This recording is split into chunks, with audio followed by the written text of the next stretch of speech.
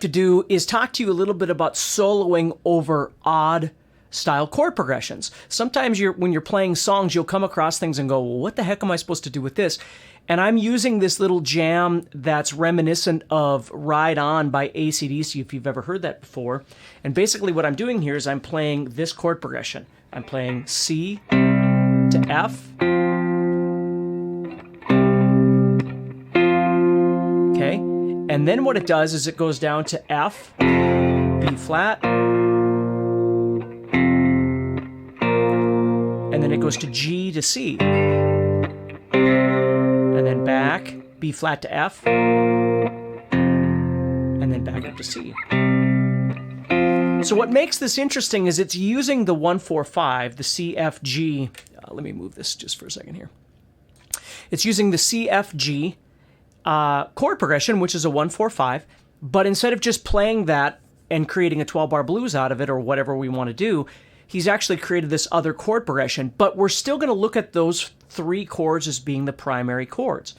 So this is going to be really fun if you're into this sort of thing, because it's going to require you to explore a little bit using the jam track that I'm supplying for you to see what you can come up with.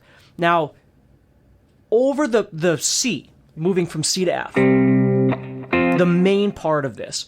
Okay, your two go-to scales are going to be C minor pentatonic and C major pentatonic.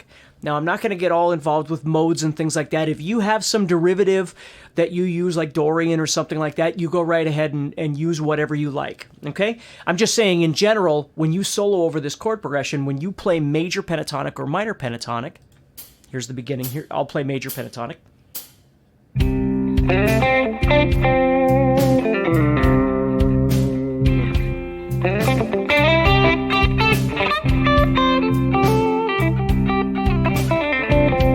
See, it works just fine. Now, if I play minor pentatonic, of course, minor pentatonic in this situation, because it's a mellow musical situation. It's a blues song, of course, but it's quiet. So when I solo kind of minor pentatonic over the top, it's going to elevate the aggression a bit. Okay, so listen.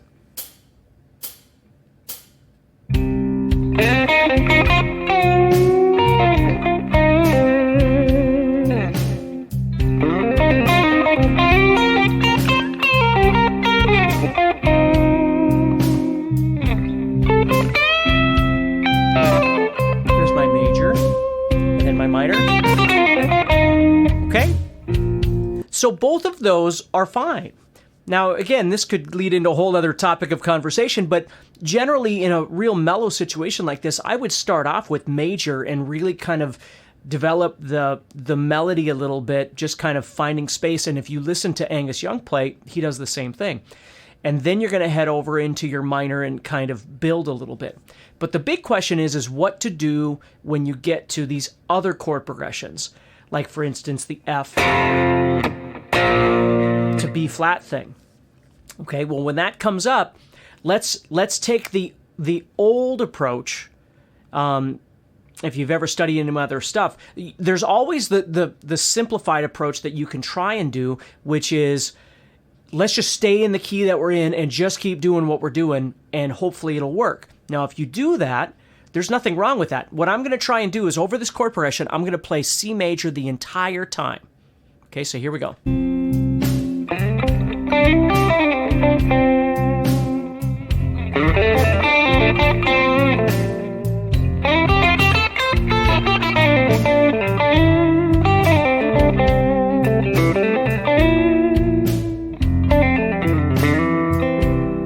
Now,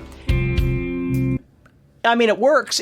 There are things I would switch that I don't really care for in just staying in C major pentatonic. Let's try C minor pentatonic and see what happens.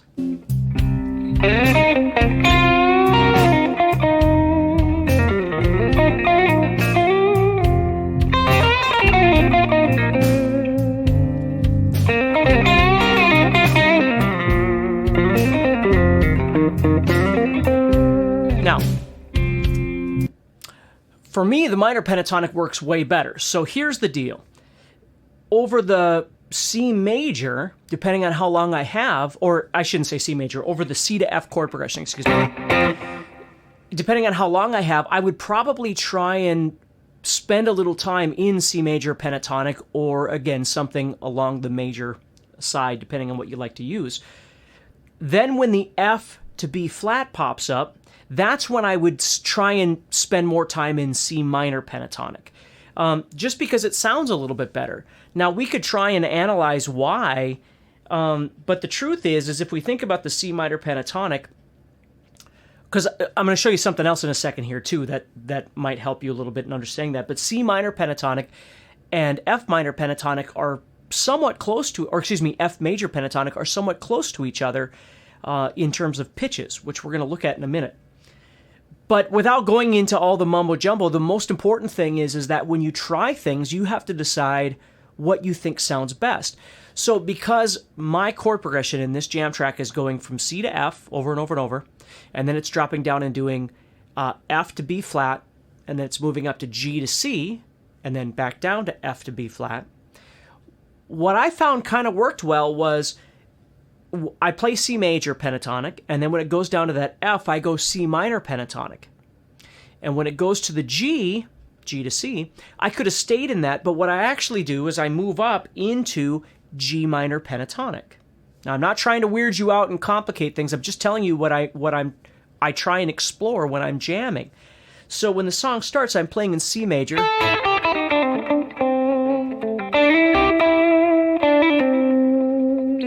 And then when the F to B flat comes up, I come up to C minor pentatonic, wherever you want to go.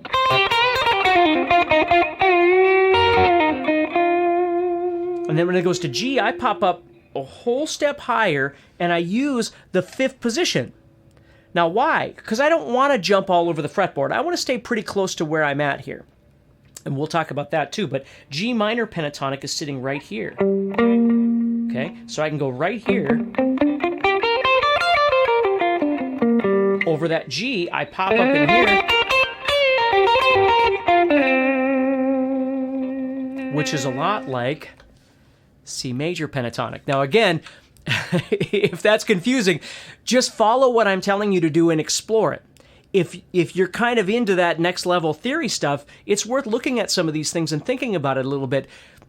My approach is never analyze first and sit with a chart and a graph and engineering degree, and if I don't, I just screw around, and then afterwards I go, well, why is that working? And that's where I try and come up with some sort of logistics if I need it.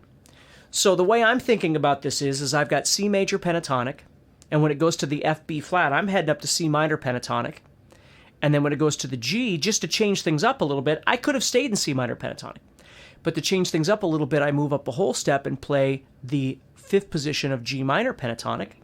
Now, if you don't know what that is, you could move all the way up to G minor pentatonic, or down here. You could have done that too. But I don't really always care for the blocky things where we're having to move all over the fretboard to kind of mirror the same shape everywhere we go, like the first position, because it just sounds so disjointed to me. What I'd rather do is find everything kind of in a space on the fretboard and then kind of make everything a bit more cohesive. Okay, so if we go back here, here's my major pentatonic.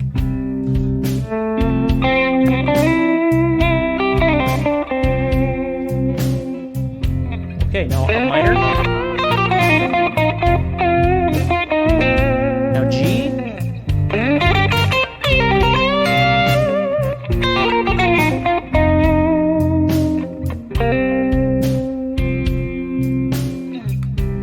Okay. Kind of cool. So again, my method is when it goes to the F B flat, I'm going C minor pentatonic. When it goes to the G, I'm going G minor pentatonic. Now you might say, well, why can't you just go F minor pentatonic and G minor pentatonic? Or whatever your brain is thinking right now. And the answer is you can. Let me try and block it for you. So I'm going to play in C minor or major pentatonic over C, F minor or major pentatonic over F, G minor or major pentatonic over G. Okay, let's see how that sounds a little bit here. Okay, here we go.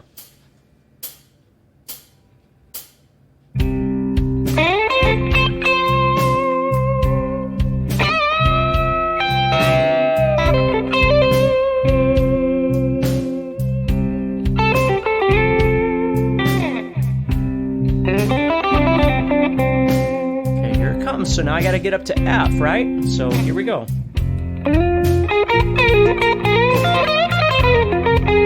Now we got to get to G.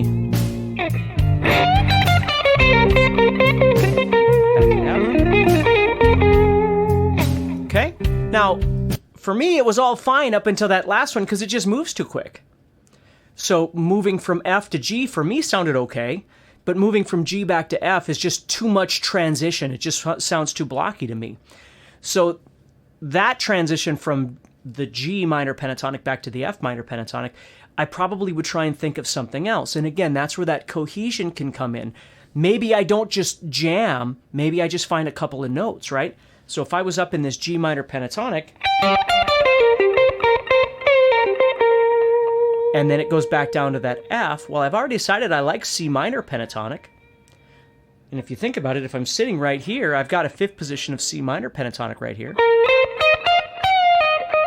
That I would just have to change a couple of notes as opposed to the entire scale changing.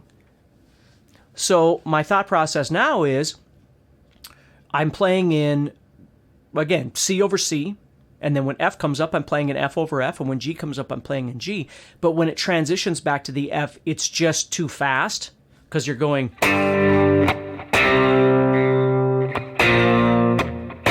which is kind of just one piece. So I don't want all that transition. So when I get up in G minor pentatonic, instead of going back down to F minor pentatonic, I'm going to stay in this position of G minor pentatonic and just change a couple of notes to make it C minor pentatonic right here.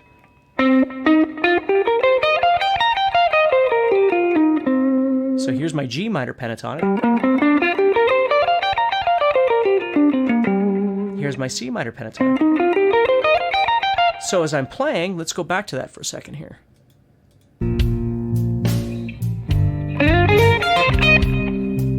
Oh, that's what I wanted right there. So here we go.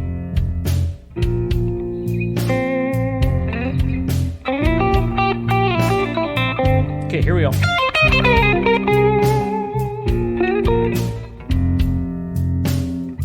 Sorry, I keep missing it. We'll go back a little bit.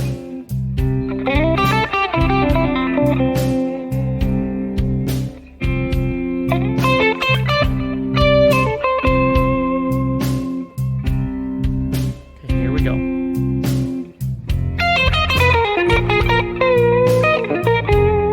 Okay, here we go. Now here's your G minor.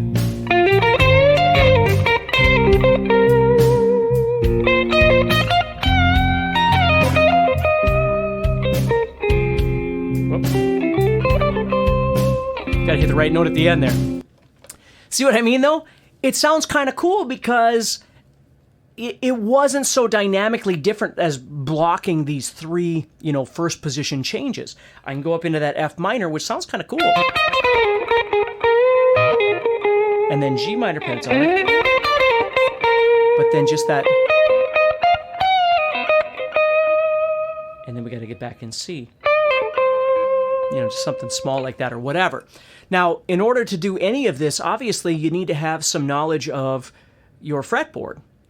Because whenever you're dealing with something that's higher level, where you're not just playing in the same position, the same scale, everything for the entire song or the entire jam, you're going to have some information to work from. And knowing your fretboard, at least to a certain degree, and knowing what your options are the things that are really going to give you the availability of doing something interesting. So take care, practice hard. I hope this helps you a little bit.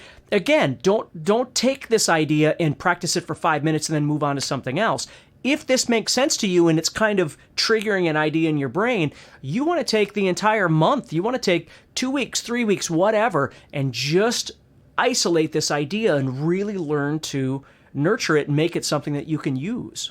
Always remember, that's the big thing people do wrong, is they learn something and they practice it for 5 minutes and they learn something else and practice it for 5 minutes and they have nothing they can use.